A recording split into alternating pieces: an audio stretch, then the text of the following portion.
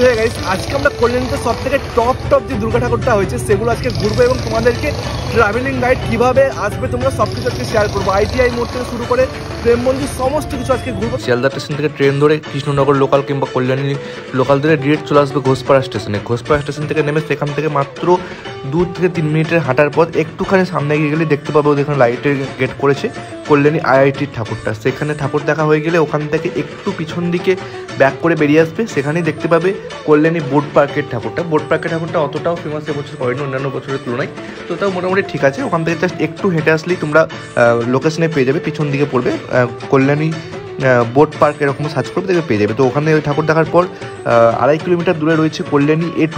ঠিক আছে, A2টা তোমরা 2.5 কিলোমিটার হেঁটেও যেতে পারো, যদি অটো বা টোটো করতে চাও করতে পারো। টোটোতে আমাদের 20 টাকা করে নিয়েছিল পার হেড, তো আমরা সেখান থেকে 20 টাকা করে টোটো করে চলে গেছিলাম কল্যাণী A2তে। A2তে দুর্গাপুজোটা খুব ভালো সুন্দর সিন করেছিল, বুদ্ধদেবের অনেক কিছু সিন করেছিল, খুব সুন্দর। তো সেখানে ঠাকুর দেখার পর আমরা জাস্ট সাইডেই রয়েছে একটা Kalyani A9 square park.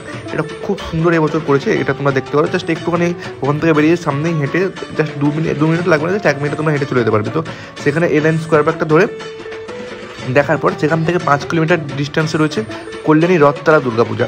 Rathtala দুর্গাপূজাটা এবছর প্রেম মন্দির করেছে, সেখানে আমরা গেছিলাম আগের দিন বলে খোলেনি, কিন্তু আজকে খুলে দিয়েছে, তোমরা আজকে গেলে দেখতে পাবে। তো সেখান থেকে 5 কিলোমিটার ডিস্টেন্সে তোমরা অটো করে নিতে পারো বা টোটো 20 টাকা নেবে।